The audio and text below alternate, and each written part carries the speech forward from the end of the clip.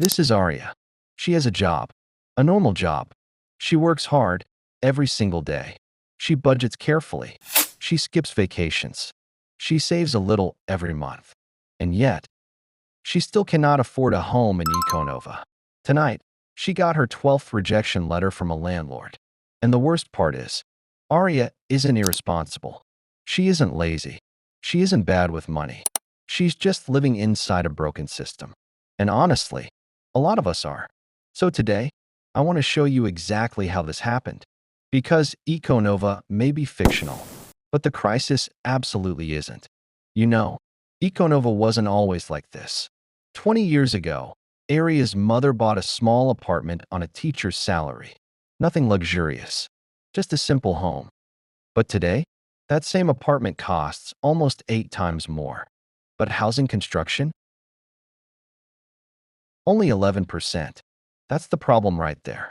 More people, fewer homes. Simple math. When thousands of people compete for the same limited apartments, prices rise. Every single time. And then there's Mr. Voss. Mr. Voss already owns a home. 12 apartments, to be exact. Actually, he owns several.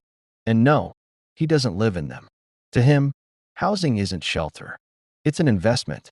Because over time, people realize something powerful. Property prices almost always go up. So investors started buying homes not to live in them, but to store wealth, to profit. And once that mindset spreads through a city, something changes psychologically. Homes stop being homes. They become assets.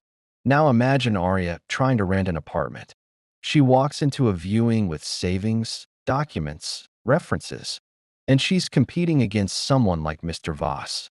But Aria needs the apartment to survive. Mr. Voss just needs it to grow his portfolio. So who usually wins? And then came the third force. Low interest rates. For years, Econova's central bank kept borrowing costs extremely low. The goal was good, actually. Stimulate the economy. Encourage growth. Keep money flowing. But cheap loans created an unexpected consequence. Borrowing money suddenly became easy. So people borrowed more. And where did that money go? Property. Again, more buyers entered the market. But the number of homes barely changed. And when demand rises faster than supply, prices explode. Now let's look at Aria's reality. She earns $3,200 Econova a month. A basic one-bedroom apartment costs $1,800 in rent. That's 56% of her income. Gone, before groceries, transport, healthcare, or savings. Financial experts usually recommend spending no more than 30% of your income on housing. Aria is spending nearly double that. And this creates something economists call a housing trap. Because Aria only has 2 options. Option 1. She moves far away from the city. But now she spends 3 hours commuting every day, slowly losing time, energy, peace. Option 2. She stays in the city, closer to work, closer to life. But rent consumes almost everything she earns.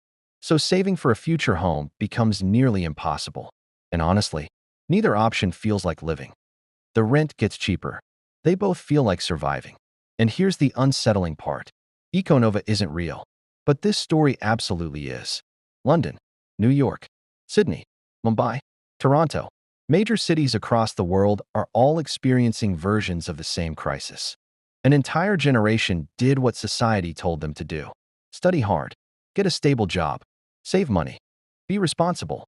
And somehow that still isn't enough to secure the most basic human need, a home. Now, surprisingly, economists actually agree on a few solutions here, which is rare, like really rare.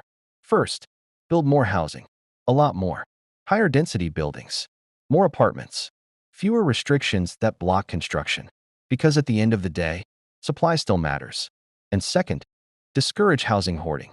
If investors leave apartments empty while families struggle to find homes, tax those empty properties heavily. Make speculation expensive. Push and used housing back into the market.